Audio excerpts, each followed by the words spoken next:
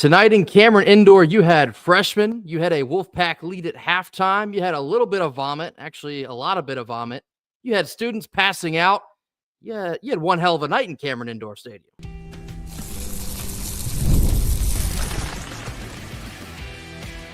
You are Locked On Wolfpack, your daily podcast on the NC State Wolfpack, part of the Locked On Podcast Network, your team every day. What's up, Wolfpack Nation? It's time to get locked in with Locked On. Thanks for making Locked On Wolfpack your first listen each and every day. We are free and available wherever you get your podcast and on YouTube, part of the Locked On Podcast Network, your team every day. Our Postgame Monday evening / Tuesday episode is brought to you by FanDuel. Super Bowl 59 is nearly here, and there's no better way to make every play more exciting than with FanDuel Sportsbook. New customers can bet just $5, and if you win, you'll score $200 in bonus bets, guaranteed. Download the app or head to FanDuel.com in order to get started. Hello. Happy post-game live here on Monday evening / Tuesday episode. Hello to everyone listening to us on Tuesday. As always, I'm Grayson Boone, joined by former Wolfpack defensive tackle Kenton Gibbs. A 10-point loss, NC State in Cameron Indoor Stadium. 10-point loss to the hands of the Duke Blue Devils on Monday evening.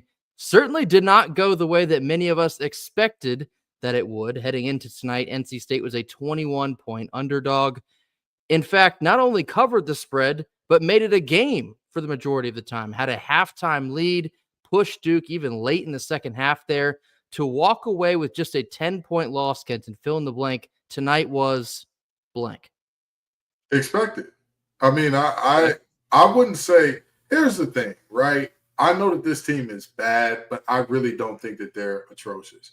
Would I have been surprised by this finally being a breaking of the dam moment where it's like you were close in all these games and then Duke's just going to blow your doors off? I wouldn't have been surprised by that. I also wasn't surprised by this outcome. Honestly, the only thing that would have surprised me is a win.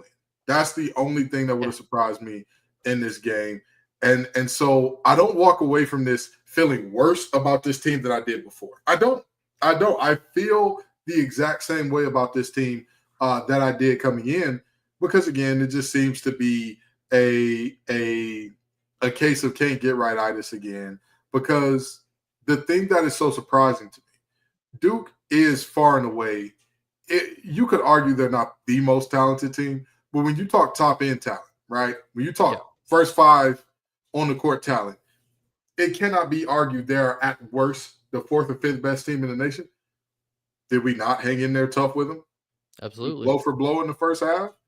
Did we not have guys cutting, guys finding open guys, lots of player movement, lots of ball movement in the first half? And then in the second half, it's just things just got stale real quick, and so it's unfortunate the way that this thing shook out. But hey, I'm happy that they covered. Obviously, shout out to anybody that put money on the pack tonight. If you put money on the money line, go talk to the lady. Go, the number is right there. Call the line. All that line, okay? But in all seriousness, I look at this game and I say, I saw from State what I expected to see. I will say I was delighted by the fight. I will say that. When things start to go the other direction, it wasn't like NC State just packed it up. We didn't just say, all right, well, too much Cooper flag. Knipple's having a bad night, but the other guys are showing up too much. We're done here. There was good fight. A consistent compliment we've been able to give this team down the stretch is, yes, you can't kill them that easily, at least. They fight to the end. They play to the end. They usually keep these games close. And even against one of the better teams in the entire country, they found a way to keep it close. In fact, you had the lead at halftime. In that first half, like Kenton was talking about, the ball movement was shockingly well executed. I saw everyone on Twitter was like, wait a minute, whoa, who are these guys wearing red tonight? I have not seen them a minute of, likelihood this year. It seemed and felt like a different team in the first half, and that helps when you're burying your shots, which again, a couple of these games down the stretch, handful of shots would have completely changed the outcome. When you hit your shots like we saw in the first half, it feels like a different team. So that goes to show you they're not even like that far off of even being like a decent team. or like an above average team. But the fact that it's always something, it's that can't get right itis that Kenton preaches about a lot. That is the calling card for this team. And all things considered, yeah, I thought NC State played one of their better games that they played all season tonight. And it was nice to like feel something again. I mean, again, it's a 10-point loss. Doesn't make that any better, but it was nice to like get excited again. Oh my God, on the road at Duke, we have a lead. What's going on here? We're burying threes in the first half. Jaden Taylor's burying threes. Dontrez Styles has one of his best games of the year. We'll get to Trey Parker here in a couple minutes as well, but it just goes to show you that this team is not completely devoid of talent, and pushing the right buttons at the right time, you could potentially see a lot different. But I mean, it's the same old story, just not athletic enough. Front court can't give you enough, can't rebound well enough. And so that is the detrimental flaws of this team. But I was pleased with the fight. And yeah, I mean, we can basically say that most of the time, nearly after every game, but it was nice to see them when the entire world was like, well, Duke's going to run away with this one and drop 40 on their heads. It was nice to see NC State within one in the latter parts of the second half. It was nice to see them fight and claw, and the freshmen come up and play a fantastic game. This team doesn't die that easily, and that is a consistent compliment that you can certainly hand to this team. No, Grayson, I think that the rebounding battle was much closer than you would give it credit for, right? Weren't they tied in rebounding? No. Weren't they? Wait, but this says 27-20. Oh, that's right. NC State had as many rebounds in total as Duke had defensive rebounds. Yeah. So had Duke not gotten a single offensive rebound all night, they would have tied NC State in rebounding. Again, it's just what it is, man. It's just what it is. And I'll say this, okay, because Grayson's got a comment about the refs on the screen, and I want to let y'all know something. If you think you're getting a call in Cameron, yeah, you're even worse than the people who took NC State money line. They may need to call. They may need to call the lady. You may need to be in the soft room with things that won't hurt you if you catch my drift, okay? Because there's no way you're expecting to get a call there. It's just not going to happen. It is never going to go down that way. It will never go down that way. So you have to be prepared if you're in NC State. Hey, we know we're playing 5-on-8 tonight. That's what we've got to do. Leave no doubt, which in the first half, they didn't. There was no doubt left in the first half. You sat up there like, what is this? What is this? But I will say this. I will admit that I was wrong. I know that a lot of you may not have seen last episode, but in the last episode, I said that there was no reason to believe that this team even had the capability to turn a corner like last year's team did. I was wrong. This team showed me something that I think is possible. But even with that in mind, I do want to make it very clear. I'm still standing firm on I don't think this team can turn the corner, because this game was much more of an aberration than it is the rule. How much of an aberration was it? 45% from three, 46% if you want to include the half, 86% from the line. And we still lose. That to me spells it out. You know, this is just going to be one of those tough years that you look back at and you're like, damn, what went wrong? Well, everything and nothing all at once. Yeah, and I understand a lot of people are going to make something of the officiating tonight. I will say this, it wasn't great. Do I think that decided the outcome? No. But to Kenton's point, what did you really expect? You're going into Cameron Indoor. They're number 2 in the country. They have the premier player in college basketball in Cooper Flagg. He's going to essentially be able to get away with whatever he wanted to. And he did. Yeah. Was he pushing off? Yes. Was he hooking folks in the lane all night? Yes. But again, I mean, you have to know that coming into. And I think that's why the first half was kind of refreshing in a sense, because NC State played well in spite of all of that. They showed you that they can fight despite, all odds against you, so to speak. They're good enough at times when they put it all together consistently. They can play with anyone in the country. Absolutely. And one of our listeners on Twitter, shout out to Chris S., he was saying, in a sense, it's almost more frustrating that they didn't get blown out, because it proves to you that they're not that far away. They can play against the Dukes and the Texases and the Kansases without that 15-0 beginning in Allen Fieldhouse. They can hang with those teams. It's just that the self-inflicted wounds, they pile up and they pile up on you quick. And unfortunately, that is the story of this team so far this season. They just can't get out of their own way. When you get stellar play from Dontrez Styles, the rest of your front court is kind of a net zero. When a freshman steps up and plays the game of his season so far, the rest of the guard play, it's too wishy-washy. It's always a counterbalance of something, and that continues to ail this team. But yeah, I mean, it's a combination of what did you expect, and also like, oh, maybe they're not as bad as everyone have been dogging on them for this season. I think the truth is probably somewhere in the middle, but a 10-point loss in Cameron, all things considered. And again, there's no moral victories from this. We're not glad that we only lost by 10. At the end of the day, you lost the basketball game, and it's another tally in the L column. But it just goes to show you that this team, if you could clean those things up, and it's getting to be a little too late now, but if you could clean those things up, you could be a slightly above average team as opposed to very below average where we currently sit now. Coming up next, we're going to get into more of the details of this game. This comes after a quick word from our sponsors.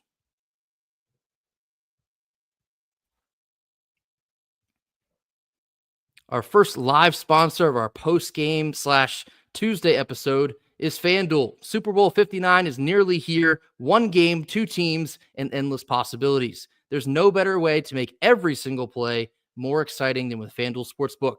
Whether it's predicting the first touchdown, calling the MVP, or even betting on the coin toss, FanDuel makes it easy to get in on the action. With live betting all game long, you can adjust your bets as the game unfolds and feel the thrill from kickoff all the way to the final whistle. The live betting feature lets you stay involved no matter what happens on the field, and the app is super, and I do mean super, easy to navigate. Plus, knowing that you can place just a $5 bet and potentially win $200 in bonus bets for the Super Bowl, that's just icing on the cake. Download the app today or head on over to FanDuel.com in order to get started. Bet just $5, and if you win, you'll score $200 in bonus bets. That's FanDuel.com in order to join today. Bet with FanDuel, the official partner of Super Bowl 59. All right, middle portion of our post-game live / Tuesday episode. Again, 10-point loss in Cameron Indoor, 74-64. We did talk a little bit about the rebounding earlier there. Duke won the rebounding battle, not a shock, 42-27. I won't harp too much on that, except for the fact that, again, the offensive rebounds that you can't convert into defensive rebounds continues to kill you. Cooper Flagg in this game. Now, you're probably going to look at me crazy considering he had 28 and 7. I honestly don't think that State did that bad of a job defending him tonight. Again, he is the name to know in college basketball. He's more than certainly going to be a one and done. He's a very prized recruit for Duke, but all things considered, he did shoot 13 free throws. And Right. Whether you want to look at the officiating on that or not, some of that, yeah, I'll give it to you. But all things considered, I don't really think he was that level of, superstardom. He was not a JJ Redick or a Zion Williamson or RJ Barrett. He is certainly really good. He's going to have stellar performances the rest of the year against probably much better teams than us. But with something we've said here in the past, for whatever reason, despite not even winning the game, when another team has a premier player, Kevin Keatts does a pretty good job at somewhat neutralizing that player. And I thought they did a decent job on Flagg tonight. Not only did they do a decent job on Flagg, you look at his running mate, Kyle Knippel. I mean, that's another guy that, yes, he put up 19, 5 of 15 from the field, 3 of 10 from deep. I'll live with that. I'll live Right. with that. If that's what your stars have to do to put up those types of numbers, hey, I'll be just fine. We'll be okay. But, again, it's just another moment of, almost so close. Oh, Yeah. it reminds me of that old, I believe it was the insurance commercial where the guys got the dollar on the string. Like, oh, got to be quicker than that. That's what it feels like every time here. So, I mean, it's disappointing. Again, it is sad, but you did see silver linings. My only problem is, at what point are we going to bring the silver linings together? Exactly. At what point are we going to get a Marcus Hill masterclass with a Dontrez Styles exhibition from deep, with great Benergy, with some of these freshmen coming along, with MOC getting confident? When are we going to get that? When is that going to happen? You know, like each game we can take away a silver lining. We can say, oh, wow, MOC looks to have his confidence back. Oh, wow, Breon Bass shot the ball well. Oh, man, Dontrez Styles did great today. Trey Parker did great today. Oh, man, we saw really good things from Brandon Huntley-Hatfield. Looks like he's returning last year's form. Oh, yeah, this is the energy we want to see from Ben Middlebrooks. We say each one of those things in individual games. Yeah. When will we say this was a complete team win? We didn't just play a good 20 minutes. We played from tip to the end. This game was everything you could ask for. When do we get, hey, the players fought to the end and the coaches made good adjustments? Yeah. And so we're coming along now. We're doing what we need to do now. You know, it's unfortunate. It's really unfortunate. And at this point in time, I'm just looking, just get us off the snide. You know, I'm not expecting this sheer dominance every game, but geez Louise, we're in the middle of a 5-game losing streak, lost 7 of our last 8, lost 9 of our last 11. Like this is rough.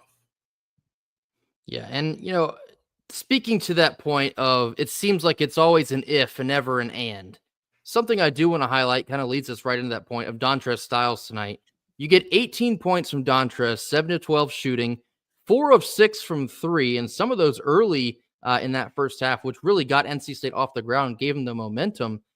That was like the moment. It's like, okay, we got Dontrez rolling. Who else? Who else can it be right now? Unfortunately, it wasn't able to be Marcus Hill. He was 1 of 10 from the floor tonight, 4 points overall. He did get 6 boards. He's our leading rebounder. That remains to be an issue, and that would lead me regularly into the front court, but I'll stick with the guard play here. Jaden Taylor had 8 points, 3 of 8, 2 of 4 from the perimeter. Okay. But again, when you have Dontrez begin to take over a game like that, and I know everybody's waiting for me to talk about Trey Parker, and I'm going to, it's the same theme. It's always an if and never an and. If we can get more guys than just Dontrez going, if we can get Trey Parker in the game, if for whatever reason Bryce Hurd enters the game for the first time within the last 4 or 5 minutes, some of the rotation issues are continuing to be a problem, but there's so many ifs, and this will be a season of ifs. It certainly appears. If, we could have beat Texas, so if, whatever, fill in the blank, too many ifs. And that is the definition of this team right now, unfortunately. So I feel bad for guys like Marcus Hill, wasn't able to really contribute tonight in a manner that would have led us to win. Ben Middlebrooks in the paint, no points, just a tough game. There's a lot of games like that as well. It seems like there's one guy that we really need to have a peak performance. Tough game. Dontrez has had him. Jaden Taylor's had him. Brandon Huntley-Hatfield's had him. It's like passing around a sickness right now. I know there's sickness going around because I know several people that are sick. It feels like that. It just goes from one person to the next. And this team, man, it's tough because you want to feel bad for them. Yeah. But it's like, what else is there to say at this point? I think from an X's and O's standpoint, some people are talking about the zone and how that affected this team. When you think about what Marcus Hill does well, it's kind of expected that he's going to struggle against the zone a little bit, right? Yeah. He's a guy that gets to the rim, gets downhill, makes those contested mid-ranges, makes those floaters, has a really good game around the rim. Well, what do you do to shut off a player like that? You go to what Virginia did to everybody for years, that old pack line defense where it's like, all right, everybody, pack the paint and make them make shots. If they make those shots, we'll live. We'll lose that game and we'll live with that. But they won a national championship in essence saying, he's self-checked. And that's in essence what Duke did tonight. They said, you know what, Marcus? You can have anything beyond 17, 18 feet. Anything beyond that, you take it. Have fun with it. Do your best with it. But when you get into this here paint, when you get downhill and dribbling, there is going to be at least 6 eyeballs on you. And all 6 of those eyeballs are going to be converging and closing. And you kick out, sure. But that guy still has to hit a shot, which, oddly enough, we started the game 7-11 in the first half, and then in the second half, things just went a little cold. Things just all of a sudden, even after that, you start off 7 of 11, and you finish the game 3 of 11 in the second half. That's what it is. That again, that zone, it takes away Marcus Hill's superpower, and if that young man developed a really, I would even say great. I would just say if he developed a solid deep ball, he would be hell on wheels. He would be hell on wheels because now you got to respect him. Now you got to respect him out there. Now you're saying, hey, if we sag off him, we're cooked. Unfortunately for the Pack, he's shooting a paltry 25% from deep on the year. And there you have it. I mean, yeah. So he's a really good player, but there's a definitive Achilles heel where you can go, hey, everybody, pack the paint, pack it in. Yeah. So I do want to talk more about Trey Parker. He was one of the overwhelming silver linings of this game. We're going to get into this after another quick word from our sponsors.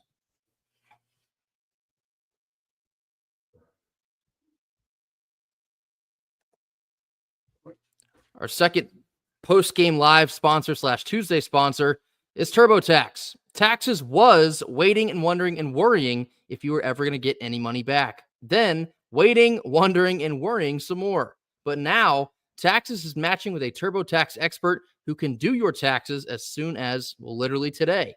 An expert who gives your taxes their undivided attention as they work on your return while you get real-time updates on their progress and you can focus on your own day. This is an expert who will find you every deduction possible and file every form, every investment, everything with 100% accuracy. Also, you can get the most money back guaranteed. No waiting, no wondering, no worries. Now this is Taxes. Get an expert now on TurboTax.com. Only available with TurboTax Live Full Service. Real-time updates only in iOS mobile app. See guaranteed details at TurboTax.com/guarantees. Last couple minutes of our post-game live / Tuesday episode. Now we're going to talk about some Trey Parker. Trey Parker had the game of his young career so far tonight in Cameron Indoor. 15 points, 6 of 9 shooting, 3 of 4 from the perimeter. You want to talk about being a shot in the arm that this team really needed. Trey Parker tonight. The energy which he plays with, you could feel it as soon as he got onto the floor tonight. And him having a perfect shooting mark for the majority of the game. He was 6 of 6, hitting some massive shots down the stretch for NC State. This is a take that Kenton had earlier in the year. We're talking about, the difference between Grayson McCall and CJ Bailey. His take was, if you're going to lose or if you're going to struggle with the young guys. Allow them to get into the game and grow.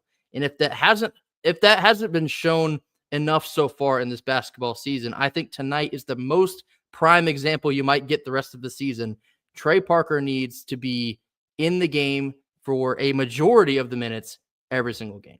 If it takes him to be the starting point guard at this point in time, I think that's something you got to roll the dice on. And that's no disrespect to MOC or Breon Pass or anyone else on this roster.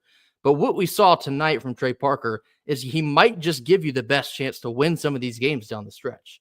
His athleticism and his ability to create space for himself and hunt his own shot, in addition to, I think he's still a little bit of a unrefined passer, but he's a freshman, and it kind of in the same sense as like a freshman quarterback, you come to expect some of those mistakes, some of the turnovers early in the first half. Yep, freshman mistakes. That checks out. But what he can also give you is that athletic shot in the arm. He can play a little bit of defense. He can get to the rim. He can knock down the outside shot. He can do a little bit of everything because he can take over a game. He is athletic enough. He is, nimble enough that he can take over a game for, spurts of a game. That is something this team might need to, dive a little bit deeper into. You're muted. I want to dig a little bit into that because it wasn't just him. There was also Paul McNeil, who was a guy that did good things when he was in the game today. And let me tell you why I'm saying, Paul McNeil is another one that needs to be acknowledged here. I said this about that backcourt that was Shaq Moore, Cam Hayes, and Darian Sebron.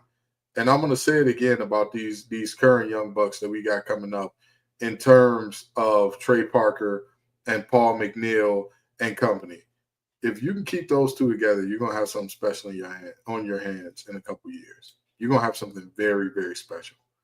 Because as they grow and get older, they'll get more comfortable and they'll get into situations where they've seen it, they've been there, they've done it. And it's important for them to play in a game like this.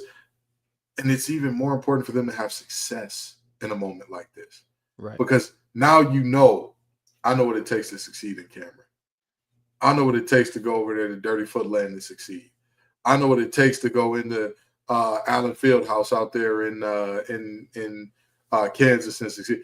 I know what it takes to succeed because I've been there. So even though we thought, hey, this is going to be a situation where we may take some lumps early, but we'll figure it out later in the year with this team, this may not be the year. We may have to, kind of come back to the drawing board a little later. But I'll tell you what, honestly and truly, those two freshmen, they showed me something. They showed me something in this game that I hadn't seen from either of them all season for the most part. And, Paul McNeil may not have done the scoring that Trey Parker did, but his ball movement. And also, I see a lot of folks talking about the ways to beat the zone and all that. Now, don't get me wrong, right? I'm a football guy. Not going to shy away from that. But what I was always taught was the quickest way to beat a zone is with dribble penetration and good passing out of that. Because when you penetrate off the dribble against zones, it collapses around you. Everything has so much more gravity when you're in a zone than in man, because now it's like, wait a minute, all of us are going to have to protect the rim. All of us are going to have to go to the boards to rebound because zone defenses leave you very vulnerable to the offensive glass as well. And that is the situation where I'm saying, hey, the way that Paul McNeil handled in those tight spaces, in those tight quarters, and found open guys, there's something to him. There's something to him. And to this point from Mike Jones on the screen, we've been saying that we need to start the young guys since Christmas. I do remember having that conversation. I think it was the Kansas game, that post-game live. It's now reached the point where NC State is 9-11 now. Yeah. It's like, well, what else do you have to lose at this point? You're rapidly approaching a scenario where you might not be in the ACC tournament, let alone any other tournament the rest of the season. What else do you have to lose? And I think that is, if absolutely nothing else, that's the perfect argument that you need to get Bryce Hurd in the game a lot earlier than the last 4 to 5 minutes a game. You need to see what Paul McNeil can do for maybe like 25 minutes a game, as opposed to, I lost track of what he had tonight, but it was not enough. We need shooting. We need young guys. We need energy. We need to let these guys grow, because letting them, I don't want to say like rot on the bench, but at times that's what it feels like. That doesn't do anyone any good. If you want to, try and build, I guess you can't really look toward next year yet, but hypothetically here, if you want to start building a young core, whether it is Trey Parker or Paul McNeil or whoever else, you got to get them a lot of burn right now. I don't want to say, because the coaching staff is not going to look at it this way, understandably so, but when it feels like the rest of this season is kind of a punt, I'm just going to call a spade, you should do everything you can to already angle guys for more success next season. Yeah, that's what it is. And so I think if that entails you start McNeil or you start Trey Parker, you got to do it, because those guys, from what we saw tonight, they give the team a better chance to even win now. And so, let alone looking toward next year, they give you a better chance to win now with the way that they can, provide that energy into the middle of a game. So it is what it is. I mean, it is getting very tiring to talk about NC State basketball, not only for us, but many of y'all online. I see the people mentally checking out, and I get it. We are right there with you, believe me, but there's still time to get more silver linings out of this season. There's still time to see more exponential growth as you get into the back half of this season. Again, schedule certainly does not get any easier for the Pack. I told you this past week, it might be kind of bleak here in the next couple weeks or so, but I want to see this team continue to fight. I want to see this team continue to stick together, fight till the end, no matter what the circumstances, or where you are, who you're playing, whatever else. If you can't give me anything other than energy, fine, I can live with that. but don't go down with the bat on your shoulder. Baseball reference for you. Go down swinging. I want to see the young guys swinging, older guys swinging, Coach Keats swinging, whatever it takes. Show us some pride. Show us something worth fighting for and believing in the rest of the season. I'll tell you what, if you would like some good basketball being played in Raleigh, may I interest you in 1,000-point scorer Sanaya Rivers Absolutely. and the rest of the women's basketball team. They've got a game coming up against Wake Forest. Wake Forest is the Pits this year. They're fantastic. That game should go well for us. I'm just saying, you know what I mean? And, in all seriousness, this is it's a tale of two cities, right? I mean, just literally this time last year, we were thinking the exact same thing and saying, oh man, there's nothing. We're done. It's so over. I vividly remember halftime against Louisville. I remember cutting off the game and thinking, DJ Horn is out. He's hurt. We're down to Louisville and the Kenny Payne error. Oh, man. Keats, it's been good seeing you. And then they win that ball game, and it's like, all right, I guess. We'll delay the inevitable, I guess. And then they win another one. And it's tough to say, hey, expect that again this year, because don't do that. You're setting yourself up for failure. But in all seriousness, man, it's just kind of tough to be here, with the talent that we know is on this team and all that. And the way that, you and I were both screaming from the mountaintops, we need some shooters. We need shooters in the portal. And it just didn't happen. And now, lo and behold, we're getting beat by teams saying, y'all self-check. It's very nasty business. But, like I said, congrats to Sanaya Rivers. Congrats to Westmore and Company on another win last night. And they've got a huge game coming up against Duke themselves on February 3rd. So, that's going to be a big-time potential top 15 matchup there if both teams hold serve between now and then. So I'm excited for that as well. Yeah, I mean, men's basketball at this point in time, it basically is what it is. We're going to continue to watch them. We're going to continue to pull for them. We're gonna get through it. We're going to tweet through it. We're going to pod through it, whatever it takes. Women's basketball, again, they are absolutely rolling. Be sure to give them all of our love and support. They absolutely deserve every single ounce of it. They're on a tear right now, hopefully continuing that tear here in the very near future. Other news, obviously, we did see the full NC State football schedule drop here on Monday evening. We're going to save that one for Wednesday's show so we can give it our complete and undivided attention. Wednesday's show, we're going to give our preliminary thoughts and expectations for the 2025 football season. That will do it for us here post-game live on Monday evening. Again, this also serves as our Tuesday episode. Thank you all so much for joining us. Be sure to hit that like button. Drop your comments in the comment box. Tell us what you thought about the game tonight, or even if you were in attendance over there in Bull City. Let us know your thoughts on Trey Parker, Dontrez Styles, literally anything that you watched tonight. Let us know what you're thinking about it. Anything else you have on your mind as well, drop that in the comment box. Mash that subscribe button. We'll see you back on Wednesday to preview the 2025 NC State football season. Until then, go Pack. Go Pack.